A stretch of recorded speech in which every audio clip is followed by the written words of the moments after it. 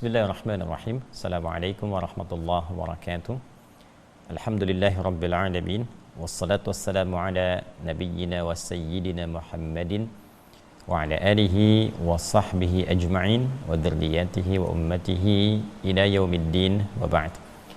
Saudara-saudariku dimanapun kita semua berada, semoga tayangan kali ini menemui kita semua dalam keadaan yang sehat, yang baik, dan dimuliakan oleh Allah Subhanahu wa Ta'ala.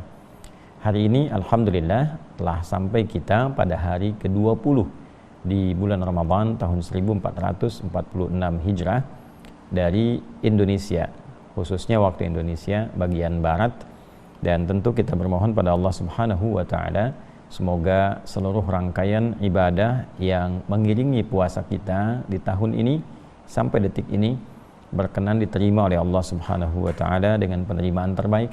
Pun demikian semoga doa-doa kita dikabulkan oleh Allah Subhanahu wa Ta'ala untuk kebaikan dunia dan akhirat kita insyaallah.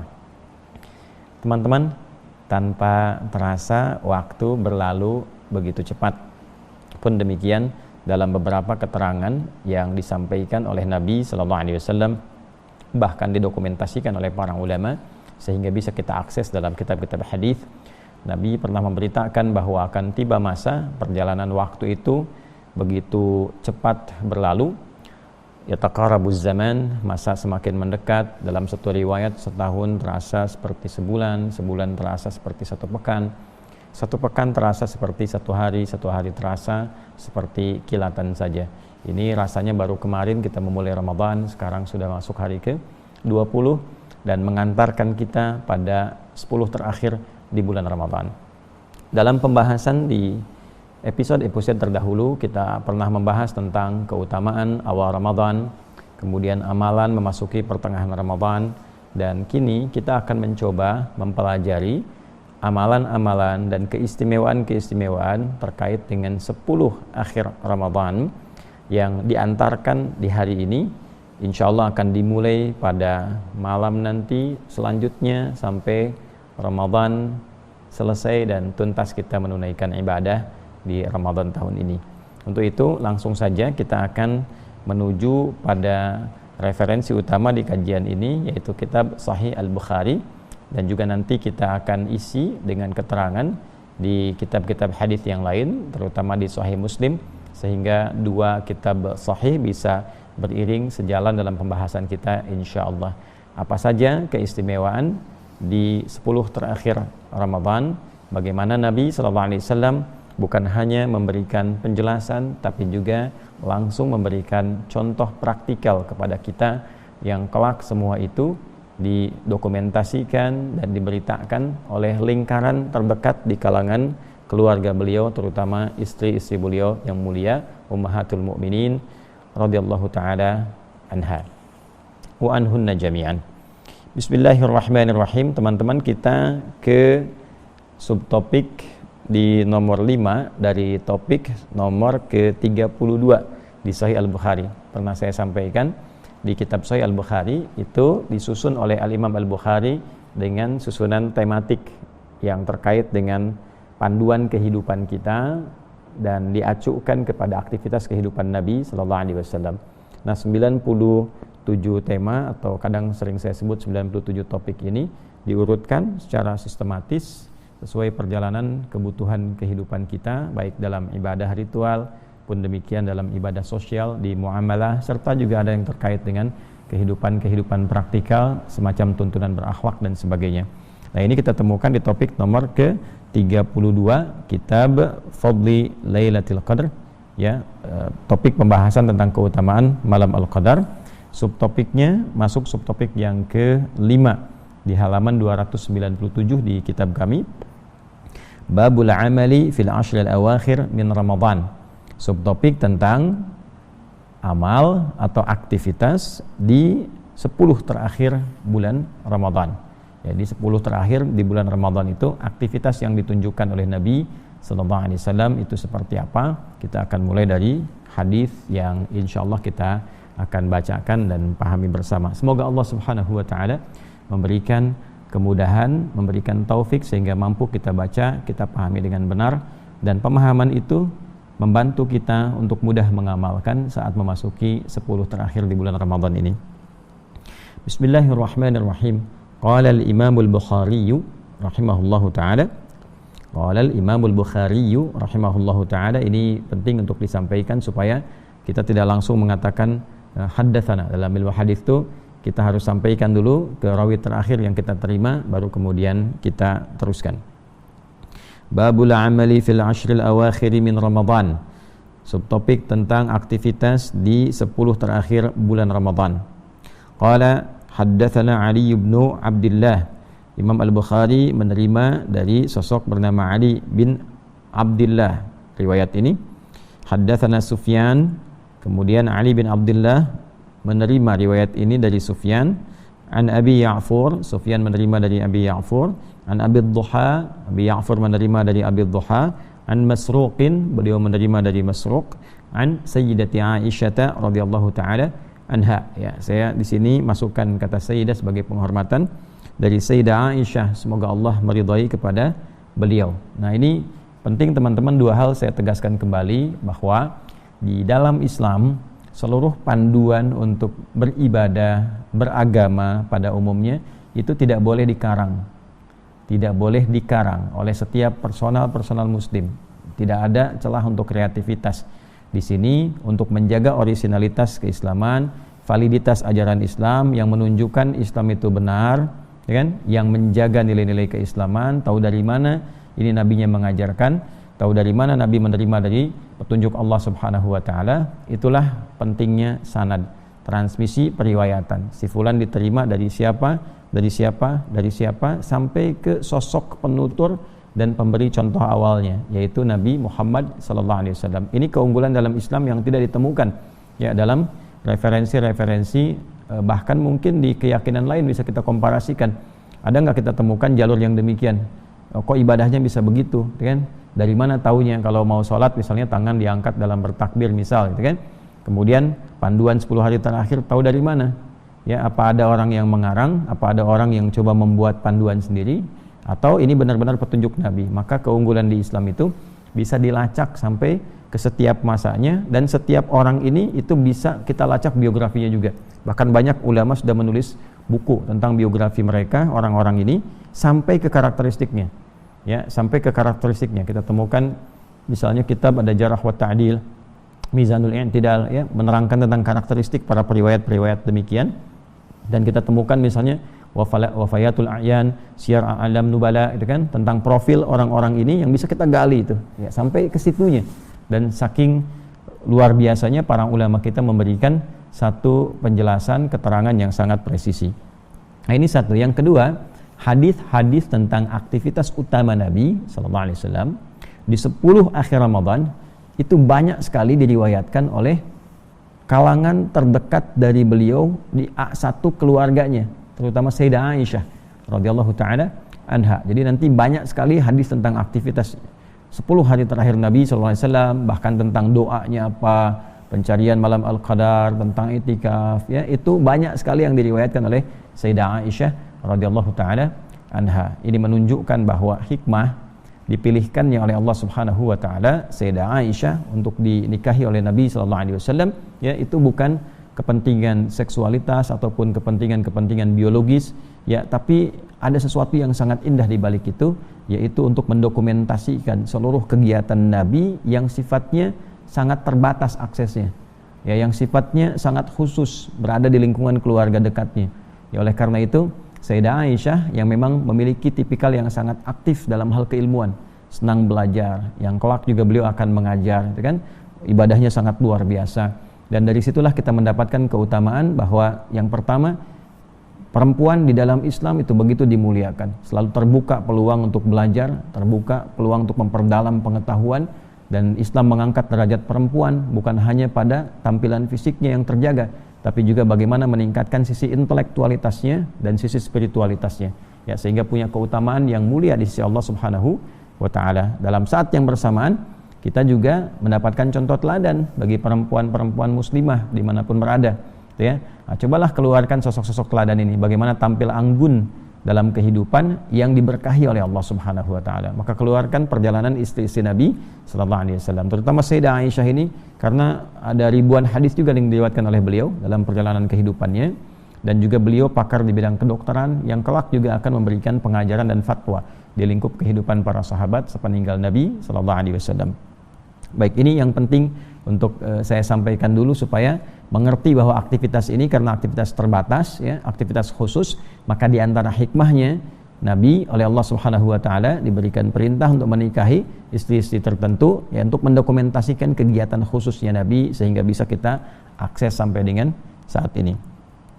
Baik, qalat Sayyidah Aisyah mengisahkan, kana an-nabiyyu sallallahu alaihi wasallam, adalah kebiasaan Nabi sallallahu alaihi wasallam, idza dakhala al-ashru, apabila telah masuk 10 akhir Ramadan, syadda mi'zarahu, beliau mengencangkan ikat pinggangnya, mengencangkan sarungnya, nanti kita lihat ya.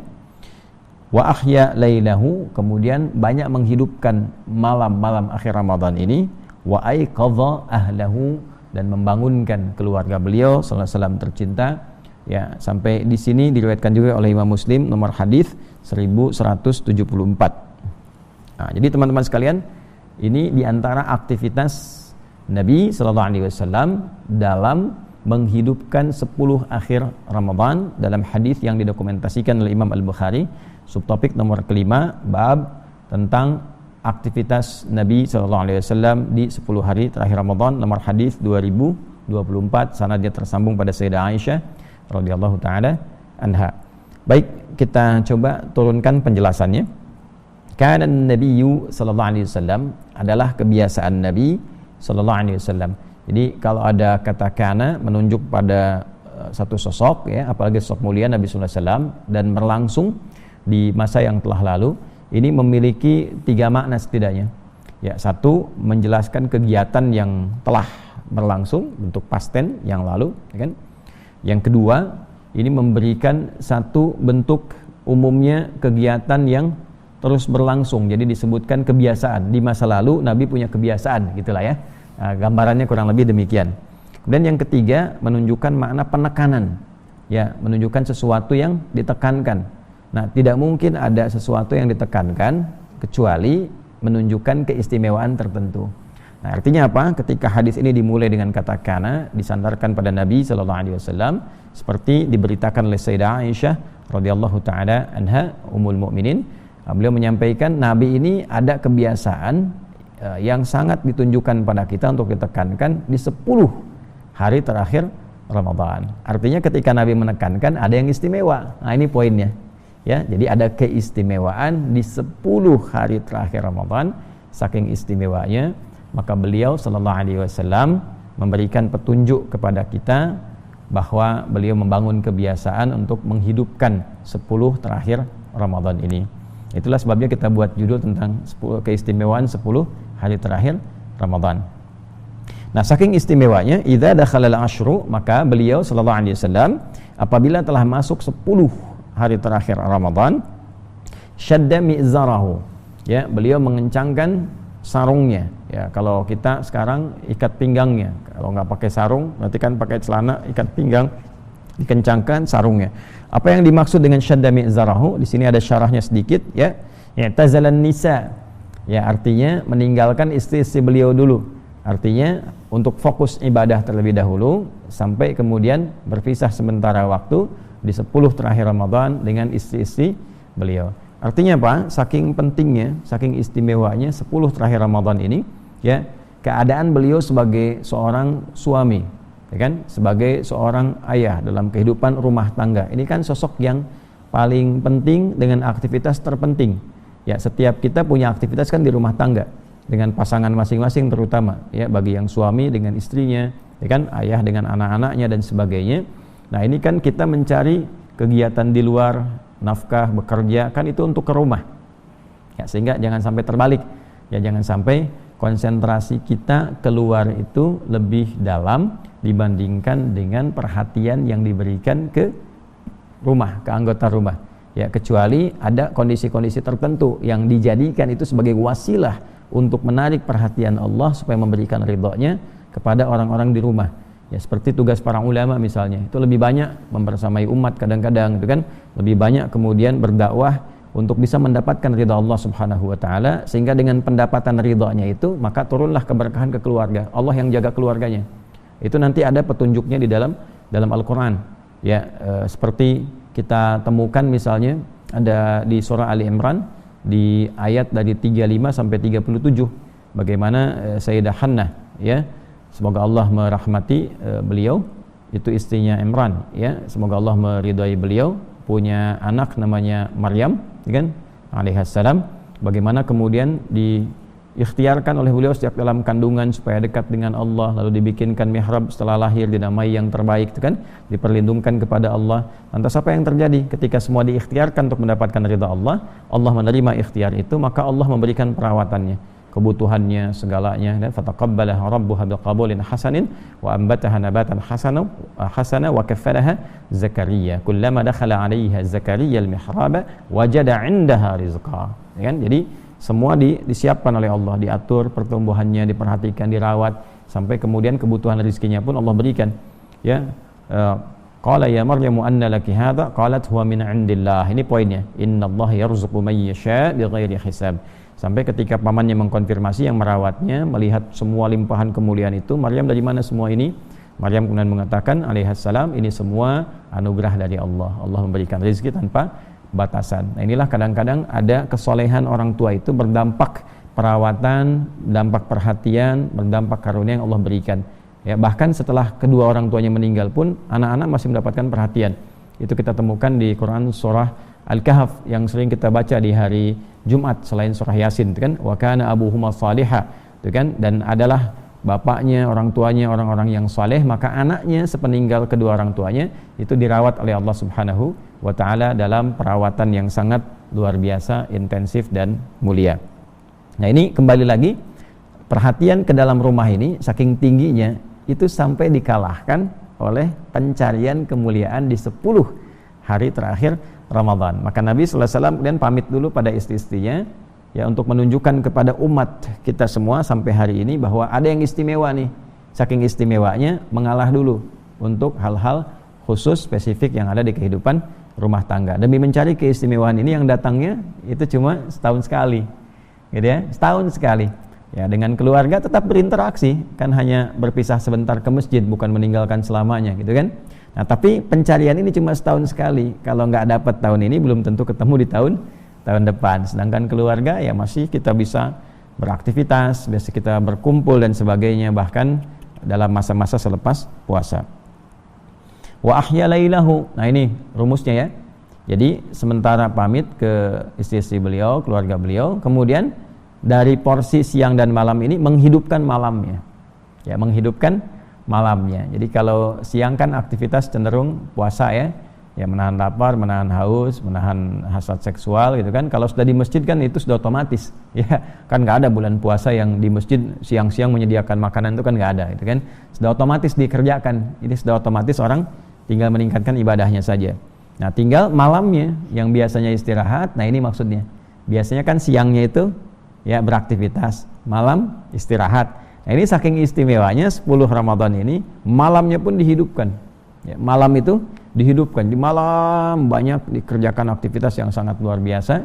Wa aiqadha ahlahu, bahkan keluarga beliau pun diisyaratkan untuk bangun, membangunkan keluarganya, diberikan isyarat untuk bangun, hidupkan malam 10 terakhir Ramadan. Jadi teman-teman, artinya apa? Di 10 terakhir Ramadan ini ada agenda-agenda yang sangat istimewa. Ada kegiatan-kegiatan yang tidak biasa, sehingga dengan itu Nabi memberikan perhatian yang besar, pamit pada istri-istrinya dulu, kan? Kemudian setelah itu, yang kedua isyaratnya ada malam-malam yang istimewa di 10 terakhir Ramadan. Jadi dibandingkan dengan siangnya, itu malamnya pun banyak kemudian diberikan perhatian oleh Nabi SAW, sehingga dihidupkan malamnya dan diberikan pengingat pada keluarga beliau SAW untuk bisa mengikuti petunjuk beliau menghidupkan malam-malam Ramadan. Nah, dengan demikian kita akan mencoba untuk mencari apa saja yang istimewa yang bisa dikerjakan selama 10 terakhir Ramadan itu, ya, sehingga di hadis Muslim untuk menuju ke bahasan ini kita juga akan mendapatkan keterangan bahwa Nabi SAW itu lebih bersungguh-sungguh lagi, ya karena Nabi sallallahu alaihi wasallam adalah kebiasaan Nabi sallallahu alaihi wasallam itu kan ijtihada, beliau semakin bersungguh-sungguh lagi ya di 10 terakhir Ramadan, hal yang jarang beliau lakukan di hari-hari lain, bahkan sebelum 10 Ramadan, di bulan Ramadan itu sendiri. Jadi tidak seperti di awalnya, tidak seperti di pertengahannya, tapi di akhir Ramadan itu semakin meningkat kesungguhan Nabi sallallahu alaihi wasallam. Nah, ada apa saja teman-teman sekalian di 10 terakhir Ramadan ini? Nah, jadi yang pertama yang bisa kita dapatkan kembali kepada keterangan tadi tentang fadlu Lailatul Qadri ya. Jadi di sini ada kitabu Fadli Lailatul Qadri tentang topik keutamaan malam Al-Qadar. Nah, di sini kita akan dapatkan di subtopik yang ketiga, ini ada keterangan babu taharni Lailatul Qadri fil witri minal ashril awakhir fihi an Ubadah. Kan ada riwayat nanti dari sahabat Ubadah bin Samit radhiyallahu taala anhu, pun demikian nanti dari Sayyidah Aisyah radhiyallahu taala anha, bahwa di antara yang terpenting dalam 10 hari terakhir itu ada upaya untuk memburu keutamaan malam Al-Qadar. Jadi satu keistimewaannya, kenapa nanti 10 hari terakhir dihidupkan banyak malamnya, sampai juga hubungan suami istri sementara berhenti dulu gitu kan, fokus dulu pada hal yang lain. Nah, ternyata salah satu yang diburunya sampai keluarga dibangunkan untuk mengejar ini, salah satunya adalah ada peluang untuk mendapatkan keutamaan malam Al-Qadar. Nanti kita akan bahas tersendiri tuh, kapan malam Al-Qadar itu, ya? Apakah hanya 10 terakhir Ramadan, atau memang juga bisa muncul di awal telah berlalu kan, atau mungkin di pertengahan ya? Dan peluangnya kan sekarang tinggal di 10 terakhir. Ya, nanti kita akan bahas spesifik tentang malam Al-Qadar ini. Hari ini kita berikan pengantar dulu tentang wujudnya atau datangnya, hadirnya malam Al-Qadar. Di antaranya ada peluang di 10 terakhir Ramadan, gitu kan? Kemudian teman-teman sekalian, di sini juga kita dapatkan peluang untuk i'tikaf. Ada i'tikaf nih ya. Jadi dari 10-20 ini sudah mulai siap-siap, malam 21 itu sudah masuk sorenya, malamnya sudah mulai i'tikaf ya, malam 21 kemudian lanjut terus gitu ya. Apakah malam ganjil aja atau setiap malamnya, itu pun nanti ada babnya sendiri. Insyaallah kita akan bahas. Ya, termasuk tujuannya i'tikaf. Kenapa sih ada i'tikaf, sunnahnya gitu kan? Ya, apa yang kita bisa dapatkan dari i'tikaf? Kalau ngejar malam kan jelas, tanpa i'tikaf pun orang bangun, gitu kan? Ya, singkatnya gini, kalau untuk mendapatkan malam Al-Qadar, syaratnya bukan di masjid. Ya, syaratnya malam bangun. Ya, syaratnya malam bangun. Jadi kalau nggak sempat misalnya ada kemampuan tertentu untuk ke masjid pun, ya di rumah nggak ada masalah, bangun malamnya dihidupkan, insya Allah peluang dapat malam Al-Qadar. Ya, tapi di sini ada sunnah yang kedua, yaitu i'tikaf. Ya, untuk i'tikaf ini ada kemuliaan apa? Nah, ini jangan sampai dipahami bahwa i'tikaf hanya terbatas untuk mengondisikan mendapatkan malam Al-Qadar. Tidak ya, ada hal yang istimewa lain, ada karakter yang dibentuk dari i'tikaf, ada makna yang sangat dalam. Jadi bukan pindah tempat istirahat, bukan pindah tempat tidur, bukan tempat pindah makan dan sahur. Nanti ini insya Allah kita akan bahas juga tersendiri tentang i'tikaf ini. Jadi yang pertama kita dapatkan ada keistimewaan perburuan positif tentang malam Al-Qadar. Yang kedua adalah ada amalan yang istimewa yang didapatkan khususnya. Walaupun tidak diperkenankan juga kita membatasi ya, boleh saja i'tikaf terbatas di 10 pertama, pertengahan, bahkan nanti kita punya bab ini pertengahan i'tikaf pertengahan Ramadan itu ada subtopiknya sendiri. Ya, tapi yang paling populer dan juga paling penting ini adalah nanti diantara sunnah menghidupkan i'tikaf di 10 malam terakhir Ramadan, 10 hari terakhir Ramadan. Nah, ini teman-teman sekalian, di dua hal ini yang kita akan perdalam, khususnya berburu kemuliaan yang hanya didapatkan di 10 hari terakhir Ramadan. Bagaimana perincian dari dua bab itu? Seperti apa masalah-masalah yang terkait di dalamnya? Insya Allah kita akan dapatkan keterangannya lengkap sekali. Jadi sering saya sampaikan, sebetulnya bab ini kalau dibahas sebelum Ramadan tuntas nih. Ya, 121 hadis, 69 subtopik itu tentang Ramadan saja. Secara keseluruhan kita selesai persoalan-persoalan yang terkait dengan Ramadan seutuhnya insya Allah, dan juga pertanyaan-pertanyaan yang terkait dengan masalah-masalah Ramadan, tentang ciri-ciri Al-Qadar bagaimana ya, terus tanda orang dapat Al-Qadar itu seperti apa, nah, perubahannya bagaimana, itu juga ada. Tentang i'tikaf kan sering tanya, perempuan boleh i'tikaf apa enggak. Terus masalah yang kedua yang klasik, kalau masih sibuk gimana ngejar malamnya aja. untuk itikaf, apakah itikafnya sah atau tidak, ini ada semua di sini jawabannya. Sudah tuntas ya, tas dan tas gitu ya. Jadi tinggal kita pelajari. Insyaallah teman-teman diinformasikan mulai di Sabtu mungkin efektifnya ya. Kalau Jumat kita akan coba upayakan semaksimal mungkin karena ada giat yang masih bercabang. Di Sabtu ini kita insyaallah coba maksimalkan di 3 pembahasan. Subuh kita kajian seperti ini, mudah-mudahan bisa live itu kan dengan izin Allah Subhanahu wa taala. Kemudian nanti sore juga kita bisa adakan pembahasan khusus ya, bisa seputar tanya jawab atau nanti kultum dari para masyayikh. Insyaallah nanti ada 8 sampai 10 orang masyayikh dari Al-Azhar khususnya, itu bisa memberikan pendampingan dari Al-Azharnya dan juga dari Darul Ifta. Ada para mufti-mufti yang bisa memberikan kultum pengantar untuk berbuka. Kita hidupkan untuk Aku Suka ya, ayo kultum sejenak untuk berbuka.